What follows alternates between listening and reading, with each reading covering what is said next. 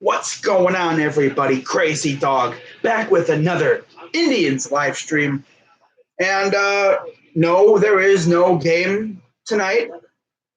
We do have Summer League, but I'm not going to stream that. You already know that. But, anyways, this will be my Royals series recap and my Reds series preview, as the Indians will be wrapping up the first part of the season this weekend in Cincinnati with two afternoon games.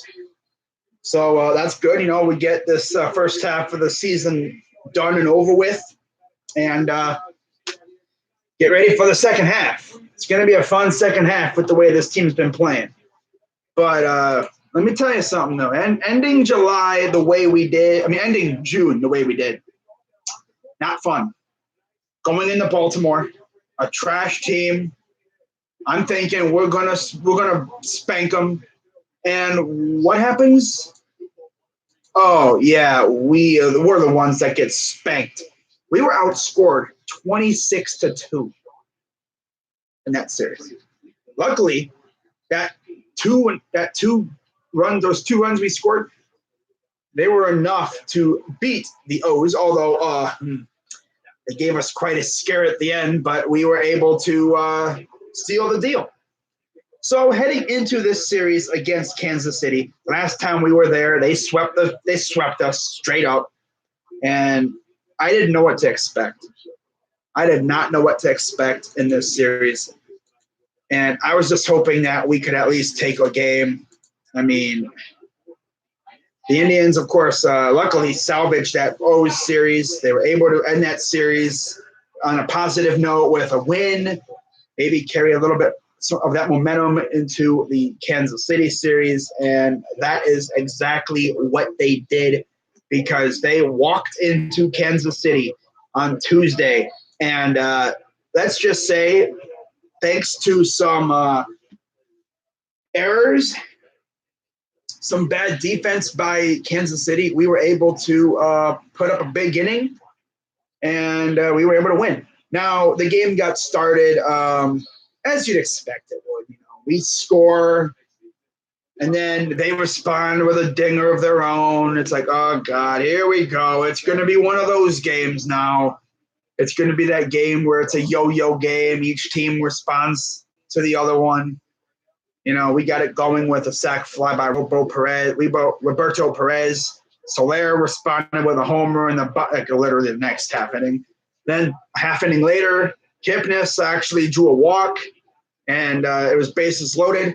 They scored Kipnis, and then Ramirez grounded into a force, and Lindor scored, so it's 3-1 there. And then Bowers with a double clutch scores Santana and Ramirez. And then Roberto Perez would come up and reach on a throwing error. And this dude, Roberto Perez, mind you, in the top of the second inning, how to score on a sac fly, you ask? Oh, he just hit a triple, no big deal. Got a freaking catcher hitting triples. He's not a runner. He's not fast. He's not as slow as like Edwin, but he's not as fast as, say, like Lindor or Rajay, or Zimmer.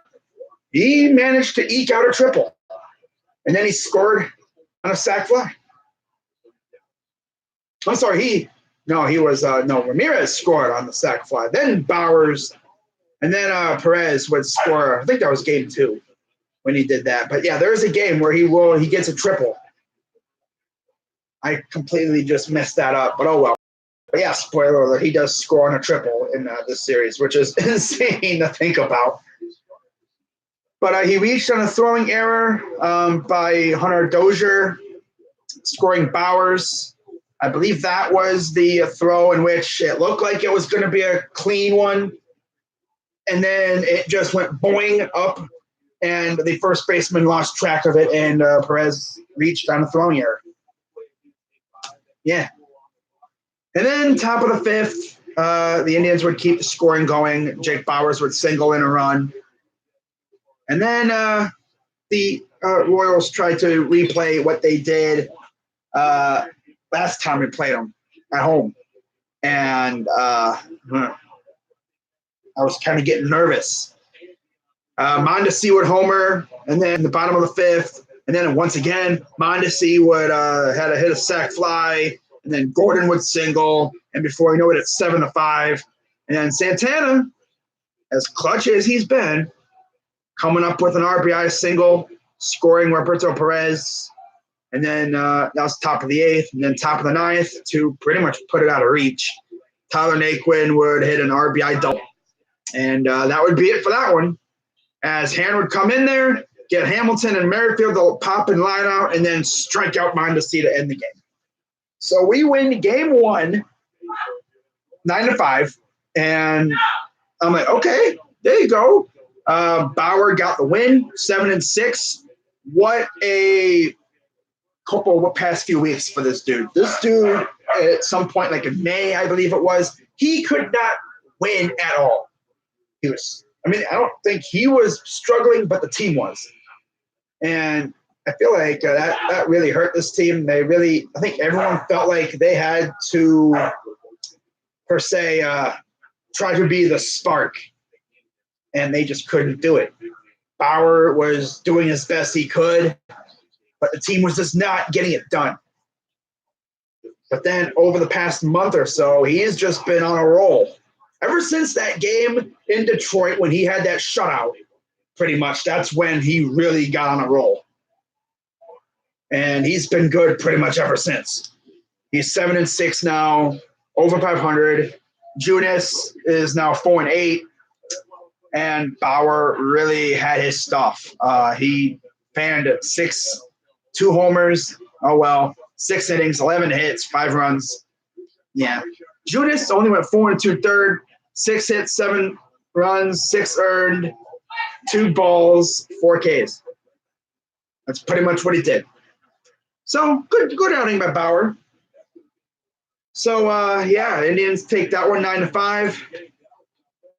Now heading into game 2 of the series, Mike Clevinger was on the mound, and I was looking forward to another bounce back outing from him. He hadn't been himself.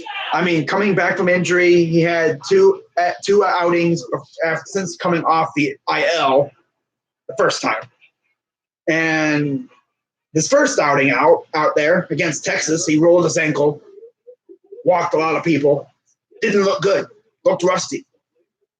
Then against Baltimore, he walked a few people, a few batters. Again, he looked a little bit off. He wasn't himself. So I'm like, okay, well, let's see what he's got here. This is his probably first legit, healthy, non-rusty outing. Let's see if he's in a rhythm. And I'll tell you one thing. What I saw out there, that was April Mike Clevinger. But yeah, in that first game, Indians 9 runs, 13 hits. Insane. Kansas City, 5 runs, 12 hits, and 2 errors.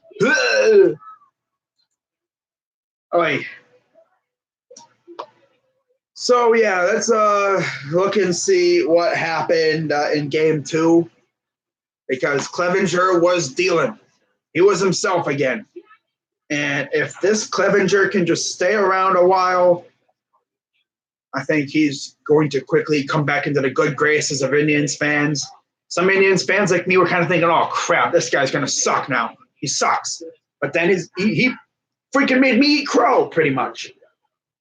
I thought he was going to come back and suck, but no. He took a few outings to really get back into it, but I like what I saw. Loved what I saw. I'm telling you that for real. So looking at what went down in this game, I'm just going to say it right here. It was all Indians. Yeah, it was all Indians. Clevinger had his good stuff. The Indians got the scoring started with a wild pitch by Duffy scoring Perez. That, I believe, was the triple. Top of the third. Let me just make sure here, see what popped off. Yeah, top of the third, he tripled. This dude freaking hit a triple. I'm talking about Roberto Perez hitting a triple. And there was no errors or anything. You know, there was no bad throw. No. He straight up hit a triple. Let that sink in for a second. Roberto Perez, who's not the fastest guy on the team. He ain't the slowest, but he ain't the fastest.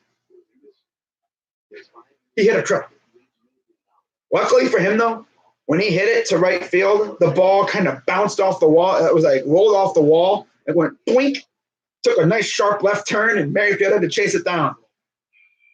Merrifield makes a clean, field on that one. I don't think that's a triple. That's probably a double. And then, of course, a wild pitch scores him. So, 1-0 immediately, top third. And then top of the fourth, Carlos Santana would hit his 19th home run of the year. And then the scoring would end with a Roberto Perez homer. So there goes that little streak of not hitting home runs, right? So, yeah, like I mentioned, it was all Indians. That was it. That's all the scoring. Indians win 4-0. Zip. Clevenger comes back, third full outing. Throws up a goose egg. Love it.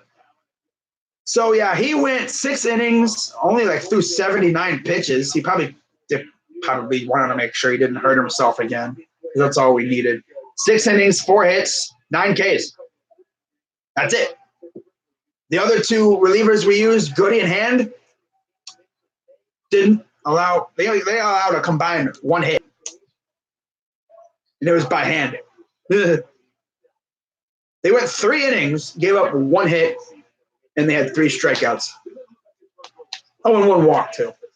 That's Hand for you. But, yeah, he didn't really – he sliced right through it like butter. No big deal. No big deal. So, Duffy, by the way, gave up those 2 runs, and then McCarthy gave up 2 runs. Both gave up a homer. Hill and Peralta came in there, and they pretty much did their thing, I guess. We'll hear a little bit more about Peralta in Game 3, but I was very impressed with what I saw from Clev. He's 2-2 now in the season. Duffy falls to 3-5. So now moving on to Game 3 of the series. It was, of course, Zach Plesac, who had been struggling in his last outing. He got wrecked by Baltimore, and he went up against Homer Bailey, who the last time we played him, I believe he blanked us. And I'll tell you one thing in this one. Plesac didn't look too bad to start. He looked good. Looked like he maybe had gotten over what went wrong in Baltimore for a little bit there. And I'm thinking, okay, I like what he's got here. He's not looking too bad. And it really helped that the Indians gave him a lead in the top of the second inning. And I'm thinking, okay, 1-0 Indians, right? Not too bad. Jose freaking Ramirez hit a dinger, bruh. Jose Ramirez comes back. It took him a few games, but he hit a dinger to right field and 1-0. And then bottom of the third. What hurt Plesac reared its ugly head. First, Merrifield would single. Actually, let's go through all the crap that happened in that inning. So the inning gets started with a strikeout. Nicky Lopez got struck out. And then Cam Gallagher comes up, singles. Then there's an injury delay. Gore walked. Fantastic. You walked the fastest dude on the freaking team, pretty much, next to Billy Hamilton. Good going, Plesac. Now, I'm in an Indians chat, and I'm thinking, okay, Gore can't steal because Gallagher's in front of him. And then Merrifield would single, scoring Gallagher. And I'm like, okay, well, that's not good. Then there's a mound visit, and then Mondesi would single, scoring Gore. Now you have Merrifield on second. And then Gordon would line out, and then Dozier walked. So Merrifield on third, Mondesi to second, Dozier on first. Bases loaded. And I'm like, oh, God, here we go. Mound visit. And then here we go again. This dude's going to collapse. The collapse had begun. The implosion begun. He started vomiting on the field. But then, as he walks Soler, Merrifield scores, and we're looking at a 3-1 deficit.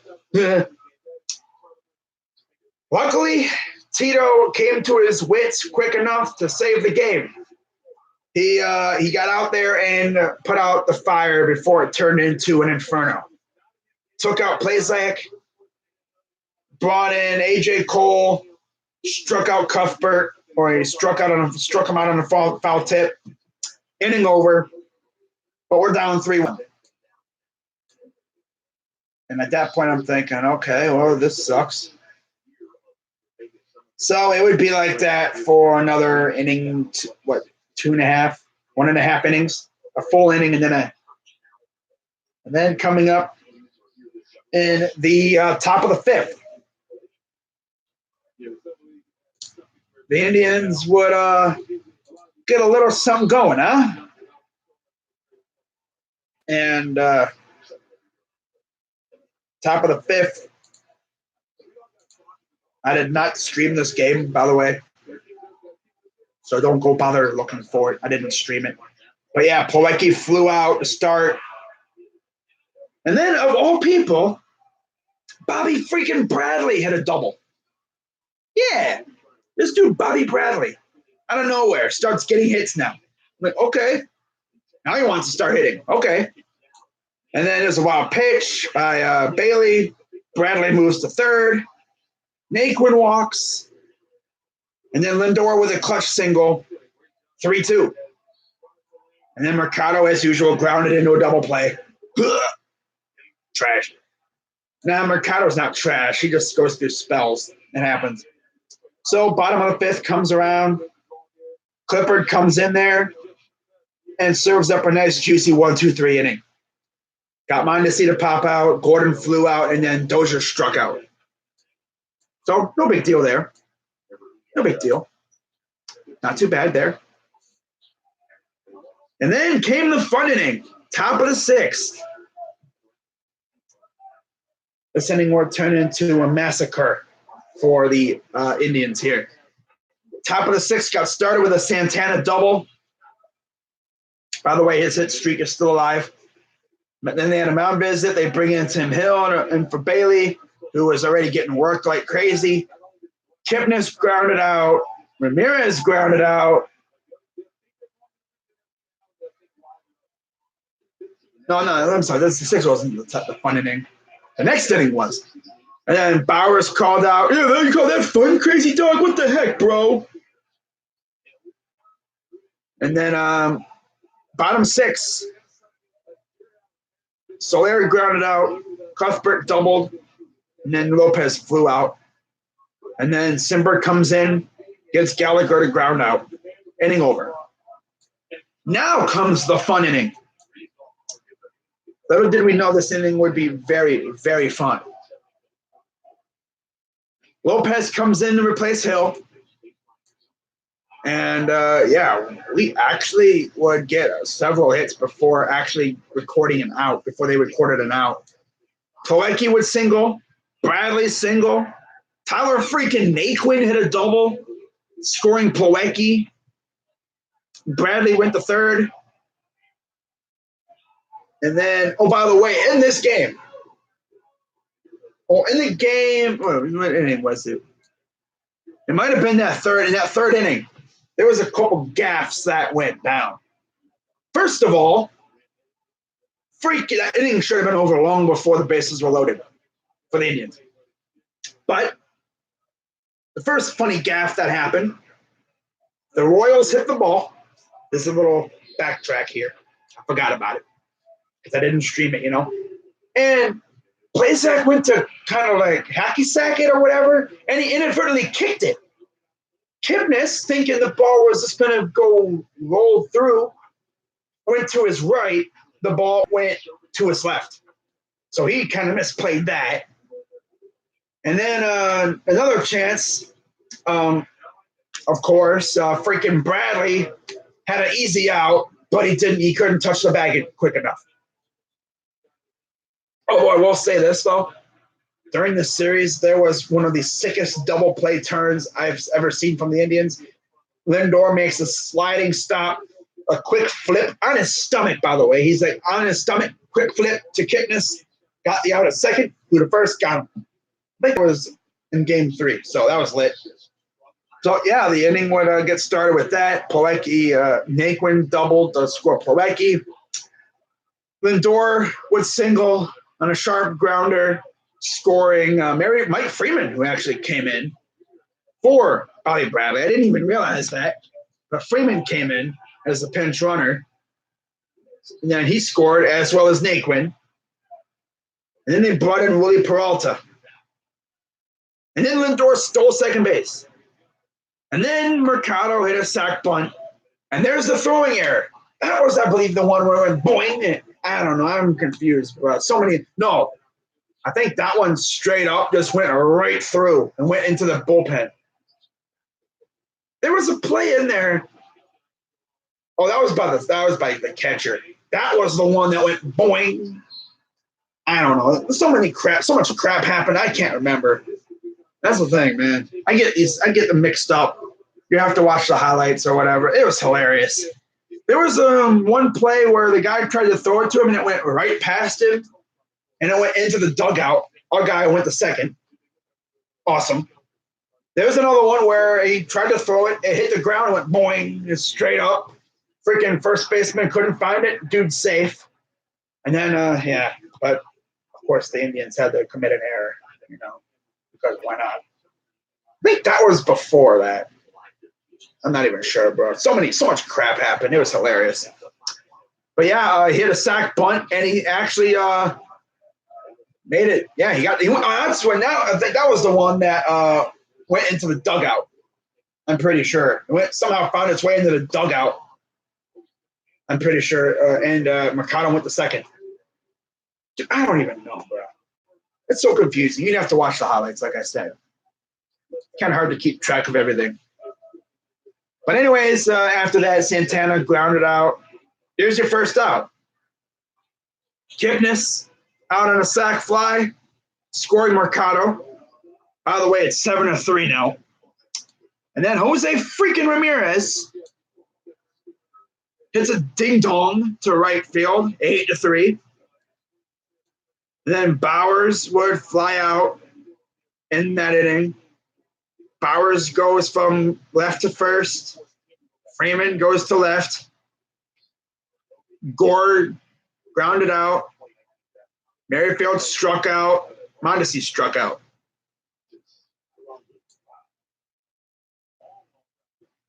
So, yeah.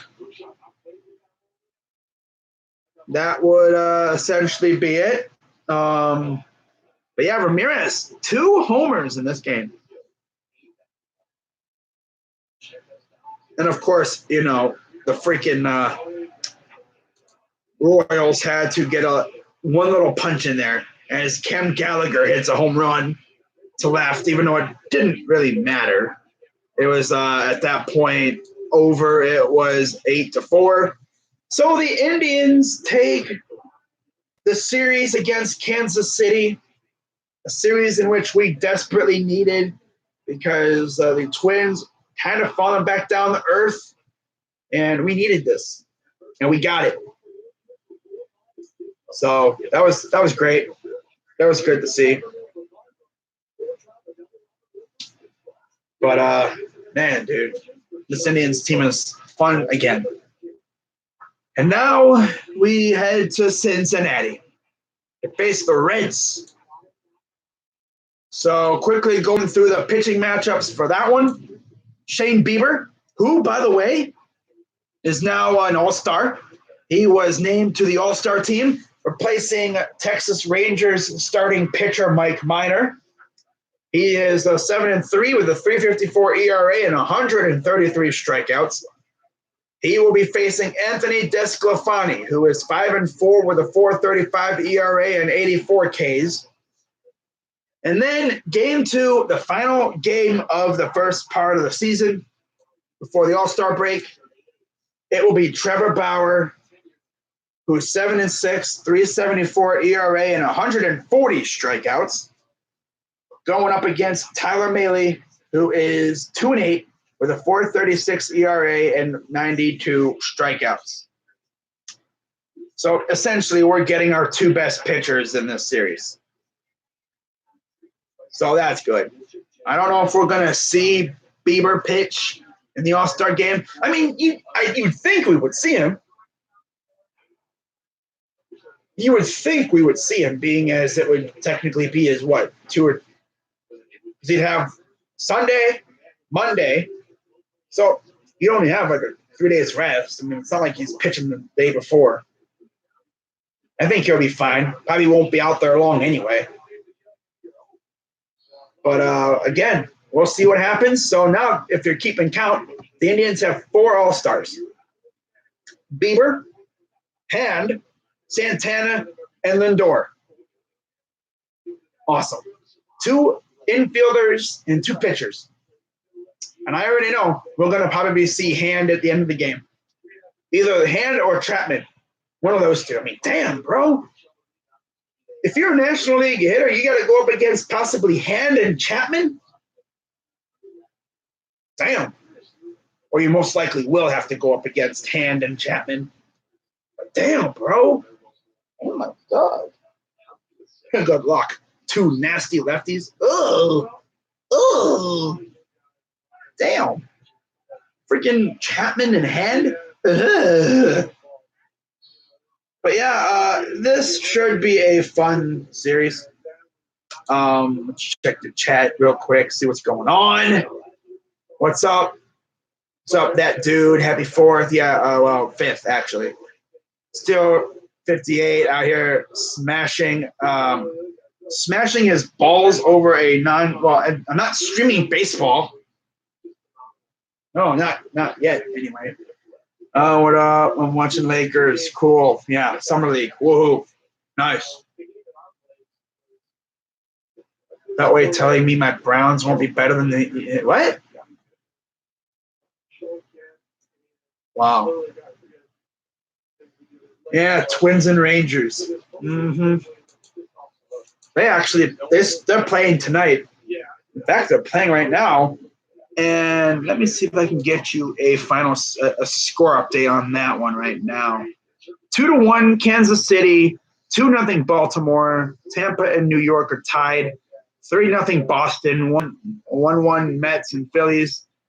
Okay, they actually are not playing right now. I'm surprised. Huh. Okay. Okay, well, it should be underway here soon, you'd think, right? If they're not already underway.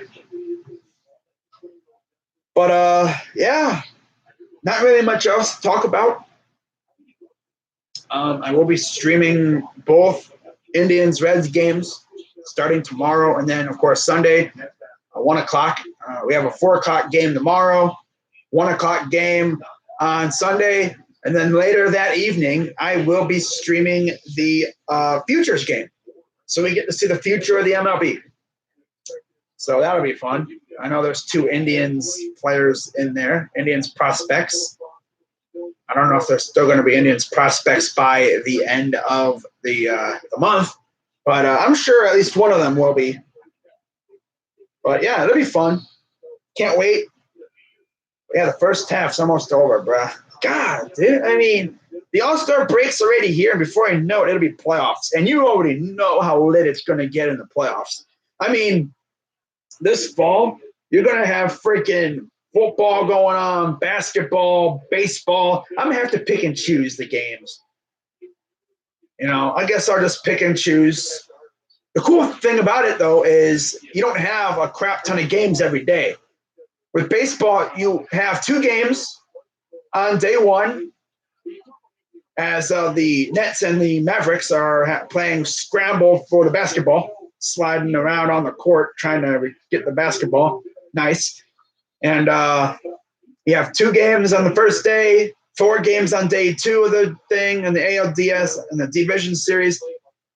Game 3, you have 2 games on TV. Game 4, you have 4. Or like day 1, you have 2. And it goes 2, 4, 2, 4. And then they just go on, and then, yeah. That's pretty cool how they have that. Like, literally every 2 days, you have a full day of baseball. I don't know if I'm going to do that. That'd be lit, but freaking 36 innings of baseball. I don't know if I'm going to do that. I guess, I mean, if I'm lit like that, I might have to do it.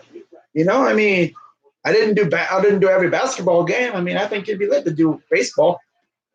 Not like, yeah, I mean, of course, I'm doing the wild card games too. That'll be fun, especially if the Indians are in the wild card game. Which, I mean, if we can catch the Twins, we won't have to worry about it. But it should be a lot of fun. Of course, also, I will be streaming during the MLB trade deadline as well. Now, there's only one deadline day, so I expect a lot of action. Because for those who don't know what the heck I'm talking about when I talk about the deadline, there used to be 2.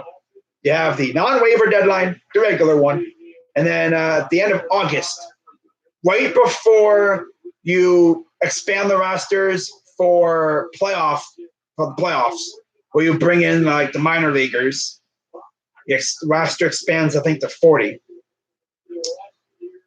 Right before then, you'd have the waiver deadline, when you could still make trades, and some teams would kind of hold back from the July 31st deadline with the thought of, I mean, we're kind of on the bubble. We'll see where we are, after August, and we'll make a move or 2 then. But now, without that waiver deadline, it's like crap. I mean, we have to make a move now because we can't do it. I mean, you can still, make waiver claims. You just can't make waiver trades. So it's going to really make a change of strategy for some of these teams and these bubble teams. By the way, let's go do playoff positioning right now and see what it would be looking like right now if the playoffs started today on July 5th, 2019. Bum, bum, bum. What a bum. Comment Beltway. You Ravens suck. Beltway, you're scared. Why are you? He's not in here. Why are you talking to him? He's not in here.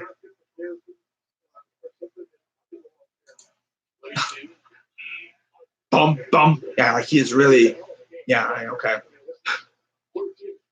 But yeah, right now, the wild card looks like this. Best part about July is you start seeing some of these division races start to get a little separate. You start seeing the good teams kind of separating themselves. Well, right now, the division series, well, first of all, the wild card game would feature a rematch from 2013, Rays and Indians. Ooh, Kevin Cash against Tito. I already know one thing, man. You put Bauer in that situation, he'll do his thing. Only thing is, we'd be playing at the dump freaking Tropicana Field. I'm pretty sure in the playoff game, they wouldn't even sell out. They wouldn't even sell out. That'd be sad. Or would they be playing in Montreal? Wait a minute. If the Rays are going to be playing games in Montreal, I don't know if that's going to be this year or not. But if that is, that's screwed up because that means we'd have to go to Montreal to play these bums. No, the Rays are actually really good, but the whole thing of, oh yeah, let's play it in 2 cities. That's just trash. But wow. But I mean, you play in Tropicana, no matter what, you play in either Tropicana or Olympic Stadium. I mean, both stadiums aren't that great, but at least Montreal fans show up straight up. But yeah, Bauer in a playoff game, winner take all, he'll do his thing. You already know. But it would be Indians and Rays in the wild card game. And the winner of that game would face the Yankees. Yeah, so for once the Yankees most likely will not be involved in the wild card game. Unless they completely fall flat on their face and the Rays or the Red Sox catch them, which I don't think they're going to fall flat on their face because they're hurting right now and they're kicking ass. They're kicking that ass all over the freaking field. And then you'd have Houston and Minnesota right now, of course. There's actually a one-game difference between those two teams in the win column. I had one game, one win difference. Although the Indians are rapidly catching the Twins, so the Twins better watch themselves. They better watch themselves, bruh. Straight up. Teams that are looking on the outside of the wild card. You have Oakland, 1 game behind. Texas, 1.5 games. Boston, 2.5. Angels, 5. White Sox, 6 games.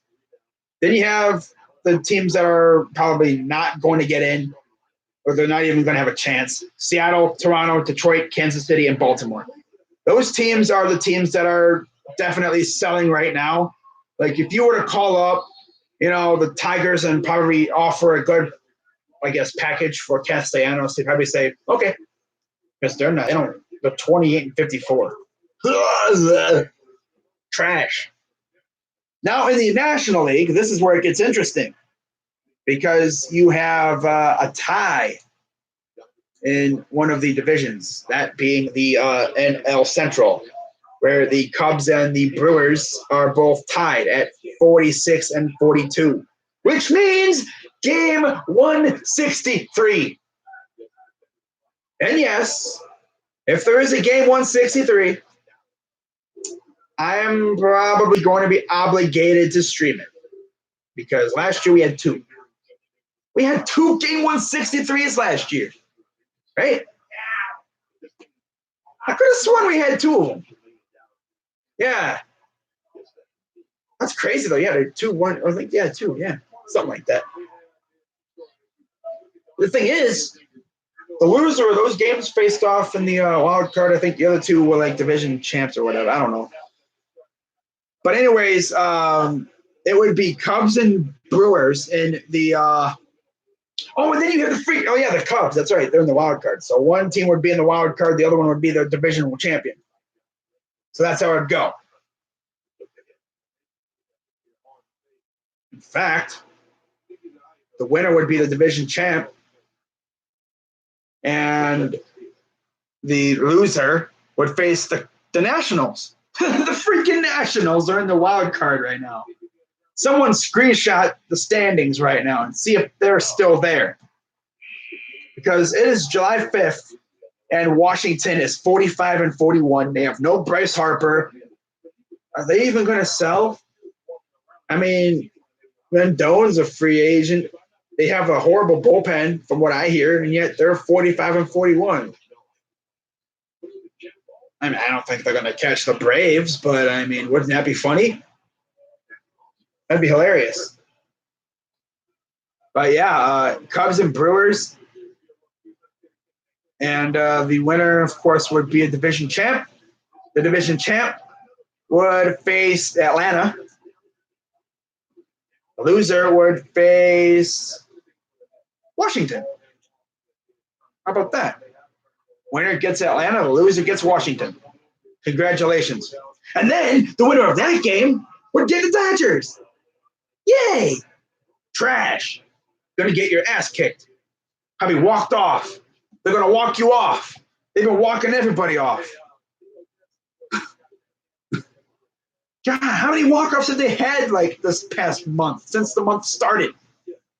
Every time I look on freaking Sports Center or MLB Network, the Dodgers walk off again. They literally, I think, had a walk-off walk.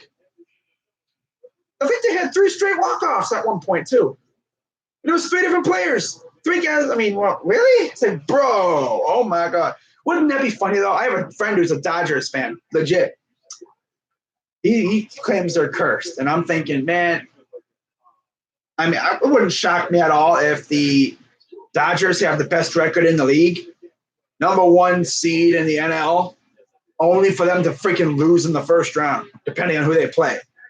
Because once the playoffs start, it's a whole other animal. But just outside the wild card, no surprise, the Phillies. They are 45-42. So you're a loss by Washington from having literally like a 4-way tie in the NL wild card. Damn.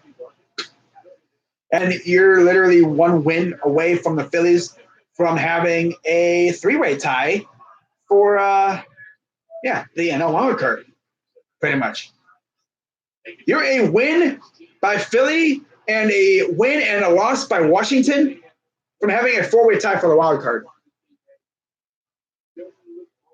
It's going to be chaos this last couple months. Oh, my God. I can't wait. Then you have Colorado. Oh, by the way, Philly is half a game out of the wild card. Colorado, a game out. St. Louis, they're hanging around. They're a game and a half. Arizona, 3 games. Pittsburgh, 3 games. San Diego, 3.5. The freaking Cincinnati Reds, 3.5 games out.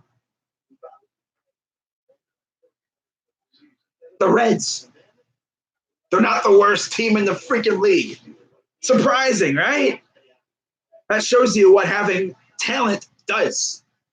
I mean, they have a good farm system, actually. They have some good players coming up to that farm, especially like Trammell. I can't wait to watch him in that Rising Stars game. That's going to be fun. You know, you got Senzel, you have Puig for the moment. You have Dietrich. I wish we would have signed Dietrich. He's a Cleveland kid. He would have loved to be here. I'm pretty sure the dude damn near freaking begged the Indians to sign him. And we still didn't do it because cheap Dolan don't like spending money. You bum. Then you have the Giants, trash. Mets, trash. Marlins, trash. Wow, the Mets. Oh, my God, the freaking Mets. Did you guys see that picture? I don't know if you have Twitter, but if any of you guys have Twitter. But over in St. Lucie, I believe that is a single A affiliate for the Mets. They tried to have a fireworks show last night. Instead, they got, a multi-acre brush fire. Yes. That's a meme now. That's been memed. People talking like, yeah, that's the Mets bullpen. No, that's the Mets organization as a whole. God. Wow, bruh. Imagine hiring a player agent as a general manager. Wow. By the way, how's Mickey Callaway doing over there? Sounds like he's doing pretty well. Getting into fights with reporters. Yeah. I know Mets fans want him fired. Mm-hmm. That's why I always say we're blessed to have Tito. I love Tito. Sure, you know, his ways of going through the game are kind of outdated, low key. You know, he doesn't like to use analytics, and he doesn't want to get rid of, you know, freaking Van Berkeley, who sucks mostly, although he isn't trash as a hitting coach. He just tells our guys to swing the bat at freaking crap in the dirt. You know, occasionally I want to, you know, freaking scold our freaking third base freaking coach for sending guys when he would have had no chance to score anyway. But hey, I will say this, though. Our scouting department has definitely had a big up. They've been very good over the past couple of years. I'm just happy that we got freaking Mark Shapiro out of here. Shapiro and Atkins, they're with Toronto now, sucking over there in Toronto. I feel like we have his number on speed dial, and once the trade deadline comes around, we just hit up his line and be like, boop, like, hey, yo, Mark, how do you feel about us giving you a garbage can for Justin Smoke? No? Damn, you said no? Damn, you said yes to everything. Okay, how about Marcus Stroman? No? Damn, what is with you? Who are you? Who are you? What have you done with freaking Mark Shapiro? No, we don't need those guys, but I'm just saying, like, seems like every year we make a trade with these guys at some point. A couple years ago, we made a trade with him. I mean, although I'm pretty sure he's blocked our number. That's why you haven't seen anything like that. I'm pretty sure he blocked the Indians' number after we traded for Joe Smith. He's probably like, these guys are annoying me. It's like John Dorsey during the draft. He just calls us a troll. Oh, that was funny. But yeah, I'm getting kind of off topic here. But it's going to be a fun weekend. Hopefully the Indians can wrap up the first half, even though we're past the halfway point of the season already. We're past game 81. But hopefully we can end the first part of the season on a very positive note.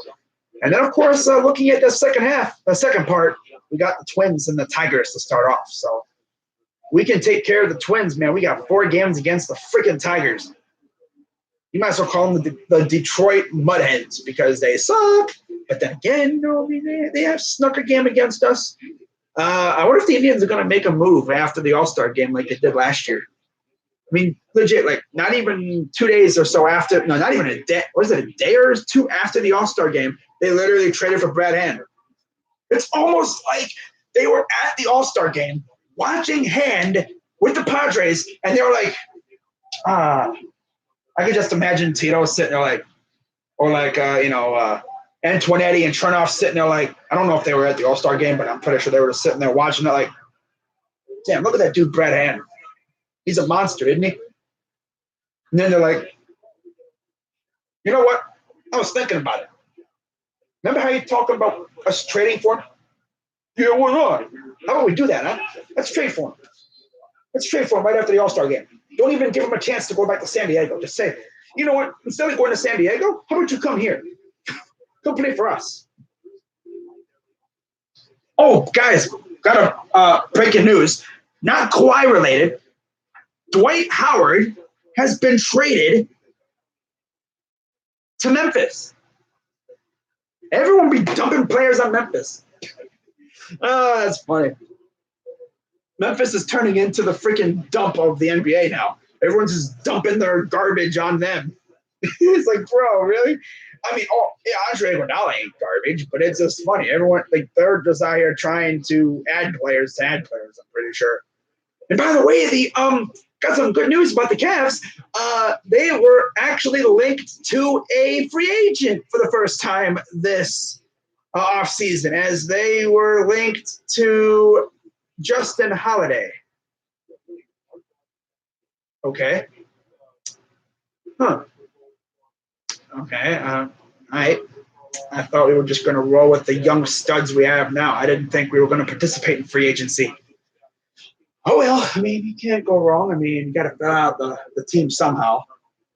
It's going to be really fun next year for the Cavs because we only have, confirmed, 6 players coming back. The 3 rookies we have, Love and Nance, and then Sexton, of course, and Chetty. So that's what? 3 rookies, Love, Sexton, and Chetty. That's 6. I'm pretty sure we have 6 confirmed players coming back next year. That's crazy. 6. So if that is legit the case, and we only have 6 players coming back, that means draft, free agency. That's how we're going to fill out the squad. It's going to be fun. We should have a lot of money next year. We should. I'm not sure if we actually will, but we'll see what happens, though. This season's probably not going to be as boring as last year because we actually got some good players that, should make this team watchable. We're not going to win a lot of games. I don't know why last year I said we were going to win 40 games because, Kevin Love is definitely going to lead us to 40 wins. Dude can't even play 40 games. What are you kidding me? But but anyhow, I mean, at least the Cavs are going to be watchable. I'll be able to tune in and be like, at least I'll be able to watch, these other guys. Oh, the Grizzlies are trading C.J. Miles to Washington for Dwight Howard. And they will waive or trade Howard. Okay. Nice. Okay, that's interesting. And they just make a trade with the freaking Suns too. Freaking Memphis. Damn, they're completely just shaking up that roster. Freaking traded Conley earlier. Now they made a trade with the Suns. They made a trade with the Warriors. They're making trades with everybody. We made a trade. You get a trade. You can make a trade. We make a trade with you. Cavs, want to make a trade? No? Why not? Oh, you're doing the draft thing. Okay, screw you then. But this is going on way too long. I might actually do a stream about the Cavs soon. But can't wait for tomorrow. It's going to be fun. I hope you guys tune in. 4 o'clock start. Again, we got Shane Bieber on the mound, our newest all-star. Man, kid's in the 2nd season, and he's an all-star. It's freaking awesome. He's only going to get better, too. That's why I say he's our ace, bro. Freaking, this dude's our freaking ace, man. Get used to it. So that's going to wrap it up for this live stream. I'm Crazy Dog 99, and I will see you tomorrow afternoon for Game 1 of Ohio Cup Part 2 in Cincinnati, as hopefully we can secure the Ohio Cup once again. So, I'll see you guys tomorrow afternoon. It's going to be a fun weekend. Can't wait. Hope you guys tune in. I'm Crazy Dog 99. Let's go, Tribe. And I'm out.